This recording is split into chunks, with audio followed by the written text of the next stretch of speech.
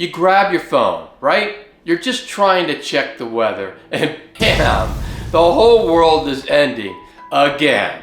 Economic meltdowns, global conflicts, social chaos. It's this non-stop firehouse of crazy, and it's aimed directly at your face. It can leave you feeling anxious, helpless, and just totally stuck. If this sounds like you, you're not just being sensitive. There's a name for this: headline stress. And if you're tired of feeling powerless, sick of that knot in your stomach, and just plain over it, this video is for you. We're not going to talk about burying your head in the sand. That's useless.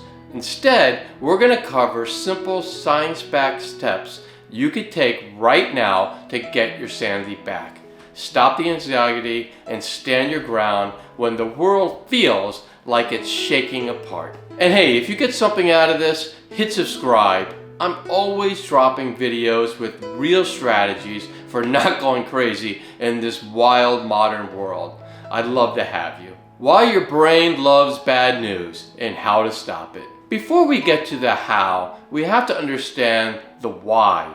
Why does this stuff hit us so hard? It's not a flaw, it's just your brain running on ancient software. Seriously. Your brain is hardwired with a negativity bias.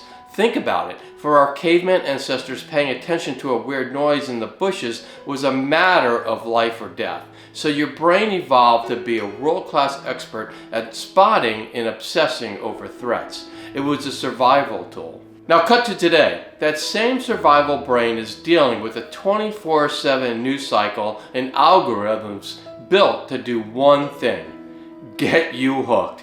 And what's most hooking? Fear, anger, outrage.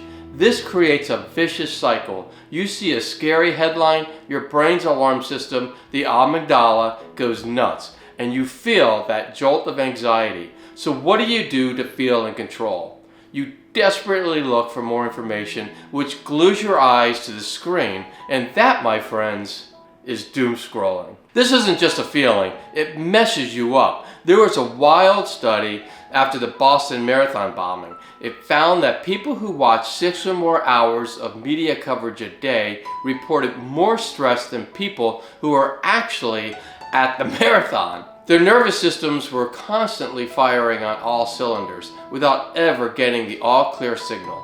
It just drains you. The key is this: your brain is just trying to protect you, but it's being hijacked by a system that couldn't care less about you. Once you realize that, you could stop blaming yourself and start being strategic. So let's get into it. 5 science-backed steps to reclaim your calm. Step 1, curate your information diet. Don't just consume it. First things first, you have to stop letting the internet just vomit information into your brain.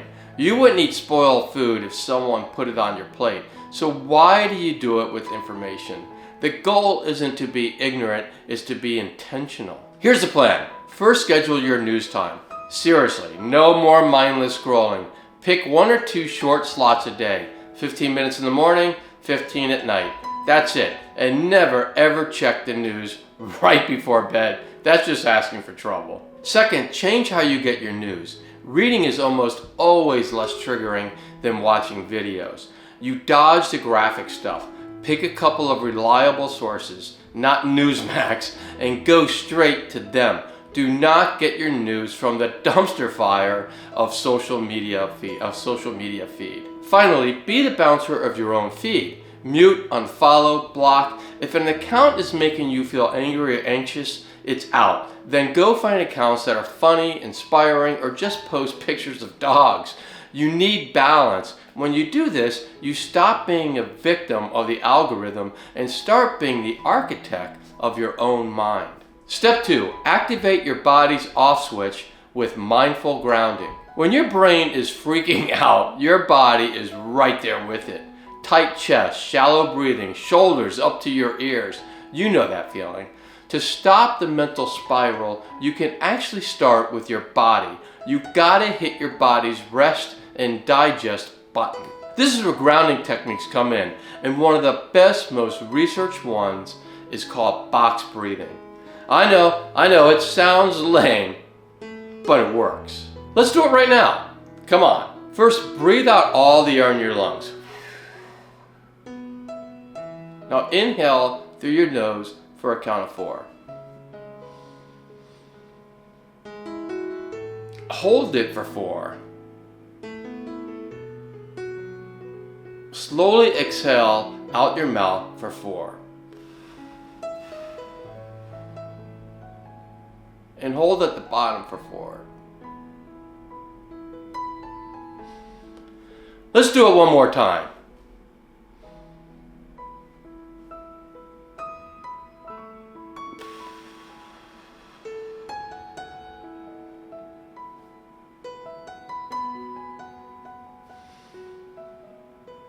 This little exercise tells your brain that you're safe. It lowers your heart rate and pulls you out of the future and back to the present. Another killer tool is the 5, 4, 3, 2, 1 method.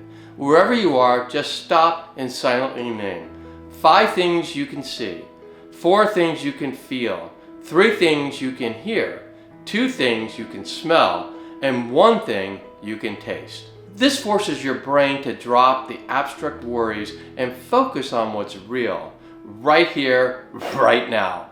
Practice this stuff when you're not even anxious, and you'll build the muscle you need for when you really are. Step 3, shrink your worries, expand your control. One of the worst parts about the news is that the feeling of being completely powerless. The problems are so big, so complicated, that it's easy to feel hopeless. The fix for this is an idea called the circle of control. Your circle of concern is everything you worry about. Global conflicts, the economy, all the huge stuff.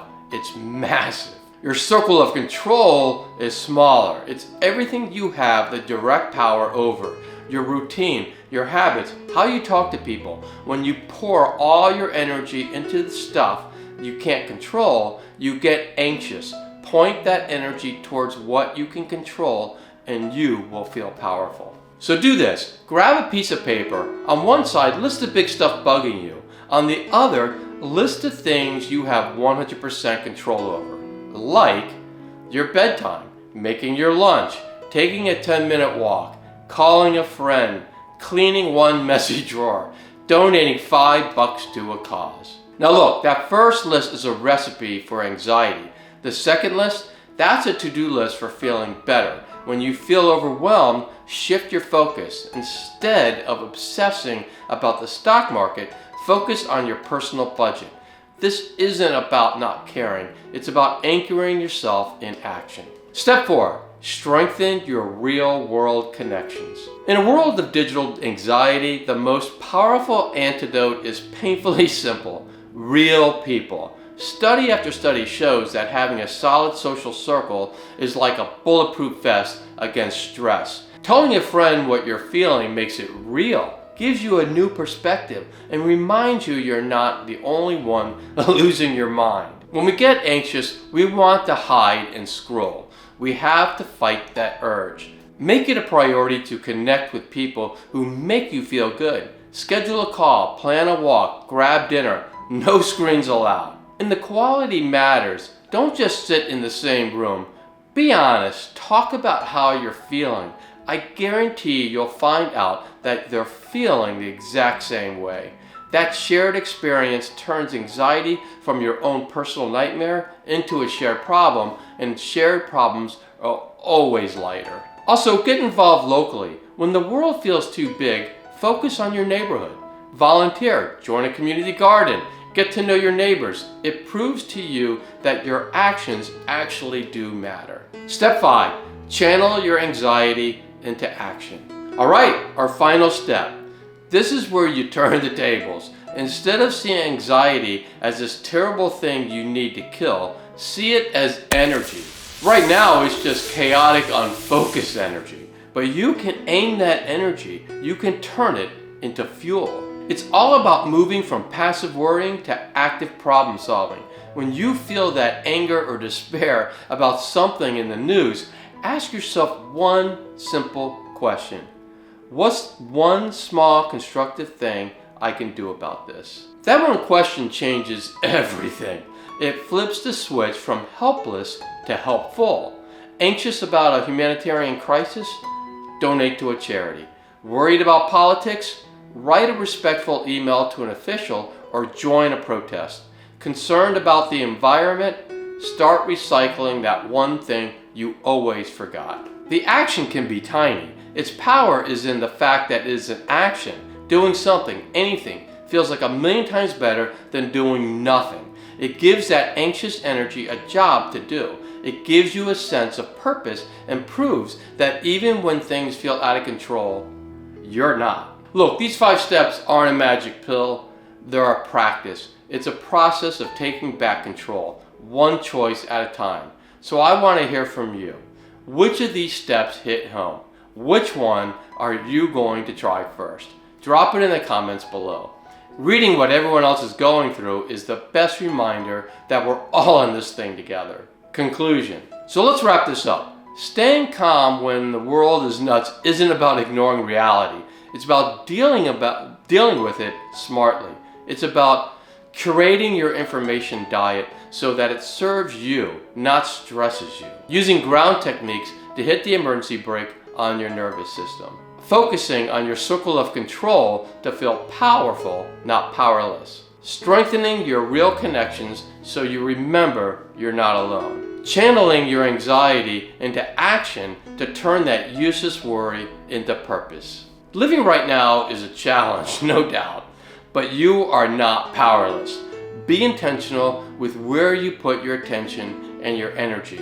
You could build a space for peace even in the middle of all this chaos. Resilience isn't about never feeling overwhelmed.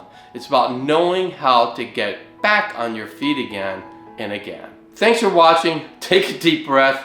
You got this. And if you found this valuable, if you want more science-backed strategies to make your life better, you know what to do. Hit the subscribe button and turn on notifications. Also, give it a thumbs up. If you know anyone who can use this video and channel, share it with them. 2 more videos are popping up right now. Click on one of them and keep your healthy living journey going. And I will see you next time.